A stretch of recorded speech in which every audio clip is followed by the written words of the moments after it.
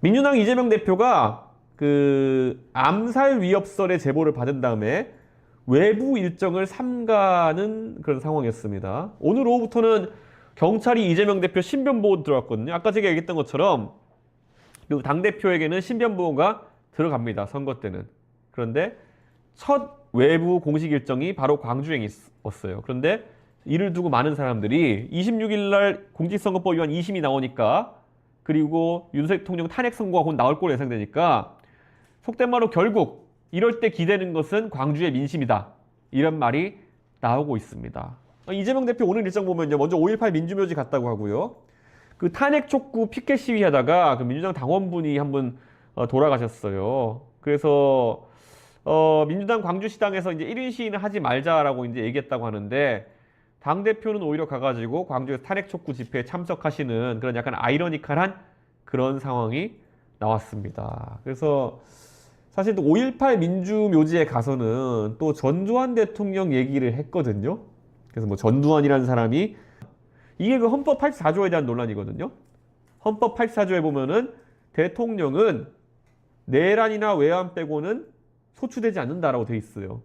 근데 멍청하게 윤석열 대통령이 그 중에서 빠져있는 내란을 해가지고 지금 기소되고 재판받는 건데, 어쨌든 이 소추되지 않는다라는 말이 기소되지 않는다는 말이냐, 아니면은 재판을 받지 않는, 재판까지 받지 않는다는 말이냐 때문에 이제 헌법학자들이 싸우고 있는데, 이거 아마 재밌는 논쟁이 될 겁니다. 왜냐하면 옛날에 2017년에 똑같은 일이 있었습니다. 2017년 돌아가 보면은 박근혜 대통령이 탄핵되고 나가지고, 그때 홍준표 당시 전 대표가 자유한국당의 대선 후보로 선출되게 됩니다. 그랬더니만은 그 당시에 민주당에서 많은 의원들이 홍준표라는 사람은 그 당시에 성완종 리스트는 이런 것 때문에 재판을 받는데 대통령이 되어도 저 사람 재판은 끝까지 가야 된다, 그러니까 저 사람이 대통령이 되면 안 된다라는 주장을 하면서 해놓은 많은 말들이 있어요. 그런데 그거 나중에 하나하나씩 띄울 거거든요. 나중에 국민의힘에서 하나하나씩 띄울 거거든요. 지금 아직까지 현역 의원인 민주당 의원들도 그런 말 했던 사람들이 있어요. 그런데 이재명 대표가 2심에서 유죄 나오면은 민주당 의원들이 과거에 본인과 싸우게 되는 결과가 나올 수 있다, 이렇게 생각합니다. 사실 오늘 국민의힘 쪽에 대선 주자들의 압박도 셌는데요. 유승민 의원이 이재명 대표가 2심에서도 피선거권 박탈되면은 조기 대선 출마 자격 없다, 이런 말을 했고요.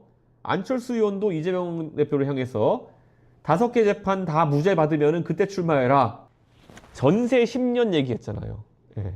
제가 며칠 전에 비판했는데, 전세 10년 하면은 전세가 폭등해가지고 오히려 서민들의 주거 환경이 안 좋아진다. 그러니까 민주당은 제발 부동산에 대해 가지고 조용히 좀 하고 있어라, 라는 얘기를 제가 계속 하는데, 그 전세 10년이 이재명 대표가 반응이 안 좋으니까 간 본 건지, 그게 당 공식 입장도 아니고 개인적으로도 바람직하지 않다고 생각한다라고 이제 해명을 했던데, 그 정책 낸 곳의 의장이 이재명 대표거든요.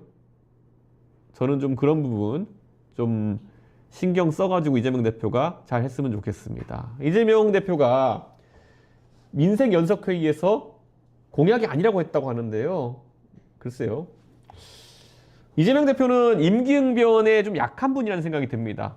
말 바꾸기 논란도 있지만은 이분의 가장 큰 문제점은 그냥 계속 우기기 한다는 겁니다. 지금 젠비디아 논란 보세요. 젠비디아 논란을 가지고 다음 주에 또다시 토론회를 한다고 합니다.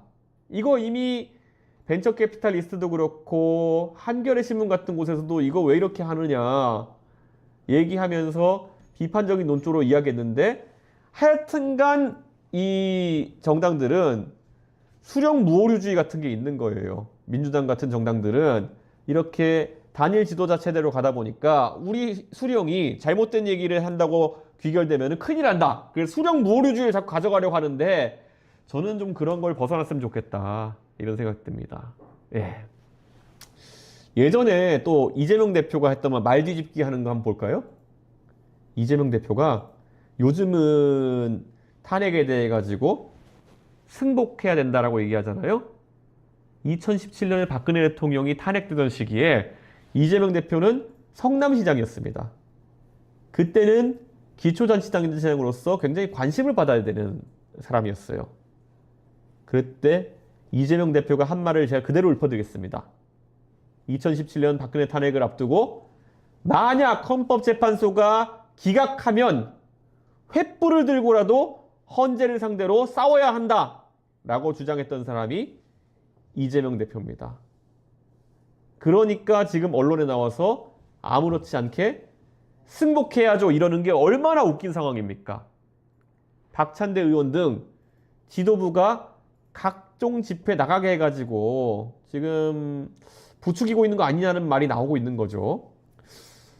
그리고 또 이런 이재명 대표 말 바꾸기도 저희가 계속 추적해가지고 보겠습니다만은 오늘 재밌는 게 조국 대표가 또 오랜만에 뉴스를 탔는데요. 조국 전 대표가 옥중에서 시사저널이랑 인터뷰했습니다. 근데 옥중에서 인터뷰하는 게 쉽지 않은데 어쨌든 범야권 오픈 프라이머리를 계속 주장하는데 김부겸 전 총리, 김동연 지사는 찬성하거든요. 그런데 친명계는 당연히 주저하죠. 지금 자기들이 세상 다 먹었다고 생각하는데 왜 그런 주장을 받아주겠습니까? 그런데 조국 전 대표도 상당히 고민이 많이 될 거예요. 본인이 어차피 옥중에 있으니까 출마할 수 없는데 조국 전 대표의 지지 세력은 있거든요. 그럼 이 세력을 바탕으로 옥중에서도 정치적 영향력을 발휘해야 되는 상황이고 그러면은 조국혁신당이 가진 가장 큰 무기가 뭐겠습니까? 조국혁신당이 기호 3번 정당이라는 거예요. 그럼 이 기호 3번 정당에 공간을 열어줄 수 있는 그런 방식을 원할 겁니다. 그게 이제 범야권 오픈 프라이머리 하자는 건데요. 사실 민주당 입장에서는 트라우마가 떠오를 겁니다. 아, 이 조국혁신당이 지난 대선에서의 정의당 역할을 하는 거 아니냐 이런 식으로 이제 고민하게 될 텐데요. 그러니까 조국혁신당에서는 이걸 지렛대로 해가지고 그럼 우리 교섭단체를 열석으로 낮추는 거 해줘 뭐 이런 같은 주장을 끼워 넣겠죠. 그래서 조국혁신당이 굉장히 합리적인 접근을 해가지고 지금 지렛대로 삼고 있다 이런 생각을 합니다. 그래서 이거 범야권 오픈 프라이머리 어떻게 되는지 한번 지켜봐야 됩니다. 예, 꽤 야권의 판도에 변동을 줄 수 있다 저는 그런 생각합니다. 자,